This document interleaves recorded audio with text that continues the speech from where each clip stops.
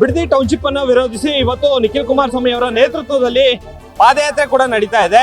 ಈ ಒಂದು ಪಾದಯಾತ್ರೆಯಲ್ಲಿ ಜೆಡಿಎಸ್ ಶಾಸಕಾಂಗ ಪಕ್ಷದ ನಾಯಕರಾದಂತ ಸುರೇಶ್ ಬಾಬು ಅವರು ಕೂಡ ಪಾಲ್ಗೊಂಡಿದ್ದಾರೆ. ನಾನು ಅವ್ರನ್ನ ಮಾತನಾಡಿಸುವಂತ ಒಂದು ಕೆಲಸವನ್ನ ಮಾಡ್ತೀನಿ.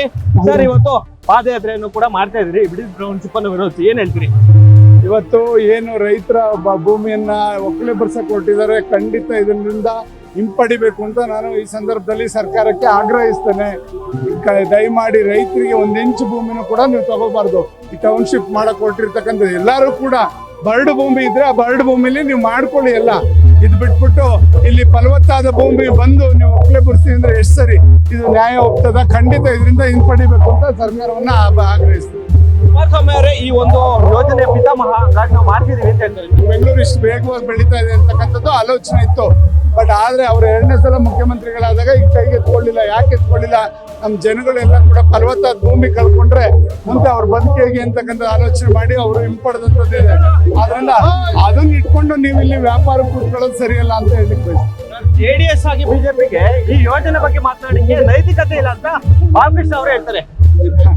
ಅಭಿಮಾನ್ಯ ಬಾಲಕೃಷ್ಣ ಅವರು ಯೋಚನೆ ಮಾಡ್ಬೇಕಾಗ್ತದೆ. ನಿಮ್ ಕ್ಷೇತ್ರ ಇದು, ನಿಮ್ ಕ್ಷೇತ್ರದ ಜನತೆ ನೋವು ಇದು.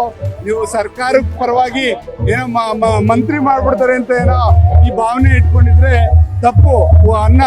ಅನ್ನಕ್ಕೆ ಕಲ್ಲಾಕೊಂಡಾಗ್ತದೆ. ದಯಮಾಡಿ ನೀವು ಕೂಡ ಅದನ್ನ ಸರ್ಕಾರದಲ್ಲಿ ವಿರೋಧ ಮಾಡಬೇಕು. ನೀವು ನನ್ನ ಕ್ಷೇತ್ರದಿದ್ದು, ನನ್ನ ರೈತರನ್ನ ಒಕ್ಕಲೆಬ್ಬಿಸಬಾರ್ದು ಅಂತ ಒಂದು ನಿಮ್ಮ ಧ್ವನಿ ಎತ್ತಬೇಕು ಅಂತ ನಾನು ಅವ್ರನ್ನೇ ಮನವಿ ಮಾಡ್ಕೊಳ್ತೀನಿ. ಜೊತೆಗೆ ಏನು ಈ ಯೋಜನೆಗೆ ಏನು 7,500 ಜಮೀನ್ ಏನಿದೆ, ಇದನ್ನ ಅಕ್ವೈರ್ ಮಾಡ್ಕೊಂಡು ನಾವು ಅವ್ರಿಗೆಲ್ಲ ಹಣವನ್ನ ಕೊಡ್ತೀವಿ. ಇನ್ ಕೇಸ್ ಕೊಡ್ಲಿಲ್ಲ ಅಂತಂದ್ರೆ ನಾನು ರಾಜೀನಾಮೆ ಕೊಡಕ್ಕೂ ಸಿದ್ಧ, ಈ ರಾಜಕೀಯದಿಂದ ನಿವೃತ್ತಿ ಹೊಂತೀನಿ ಅಂತ ಹೇಳ್ತಾರೆ. ಹಣದ ಪ್ರಶ್ನೆ ಇಲ್ಲಿ ಬಂದಿಲ್ಲ. ನಮ್ಗೆ ಹಣ ಬೇಡ, ನಮ್ ಭೂಮಿ ನಮ್ಗೆ ಉಳಿಸ್ಕೊಡಿ ರೈತರಿಗೆ. ನಾಳೆ ಹಣ ಇಟ್ಕೊಂಡು ಎಲ್ಲೋ ಒಂದ್ ಕಡೆ ಏನೋ ವ್ಯಾಪಾರ ಮಾಡಿ ಅದರಲ್ಲಿ ಅನಾನುಕೂಲ ಆಗಿ ಅದ್ರ ದುಡ್ಡು ಹಾಳಾಗೋದ್ರೆ ಮತ್ತೆ ನಾವು ತಿನ್ನೋ ಅನ್ನಕ್ಕೆ ಕಲ್ಲಾಕೋಬೇಕಾ? ದಯಮಾಡಿ ನಮ್ಗೆ ಬೇಡ, ನಮ್ ಭೂಮಿ ನಮ್ಗೆ ಉಳಿಸ್ಕೊಡಿ ಸಾಕು ಅಂತ ಎಲ್ಲ ರೈತರ ಅಭಿಪ್ರಾಯ. ಇದ್ರ ಜೊತೆಗೆ ದೇವೇಗೌಡರನ್ನ ಏನಾದ್ರು ಕರ್ಕೊಬರುವಂತ?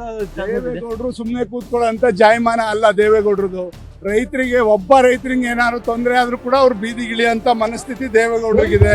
ಆದ್ರಿಂದ ಇನ್ನೇನು ಮುಖ್ಯಮಂತ್ರಿಗಳಿಗೆ ಒಂದು ಸೂಚನೆಯನ್ನು ಕೂಡ ಕೊಡೋರಿದ್ದಾರೆ. ಅವರು ಕೊಟ್ಬಿಟ್ಟು ಅವರು ಕೂಡ ಅದಕ್ಕೂ ಕೂಡ ಏನಾದ್ರು ಈ ಸರ್ಕಾರ ಬಗ್ತಿದ್ರೆ ಅವರು ಬೀದಿಗಿಳಿತಕ್ಕಂಥ ಕೆಲಸ ಖಂಡಿತ ಮಾಡೇ ಮಾಡ್ತಾರೆ. ಇದಿಷ್ಟು ಜೆಡಿಎಸ್ ಶಾಸಕಾಂಗ ಪಕ್ಷದ ನಾಯಕರಾದಂತ ಸುರೇಶ್ ಬಾಬು ಅವರ ಮಾತು. ಕ್ಯಾಮರಾಮನ್ ಕಾರ್ತಿಕ್ ಜೊತೆ ಮೋಹನ್, ನ್ಯೂಸ್ ಫಸ್ಟ್, ಬಿಡದಿ.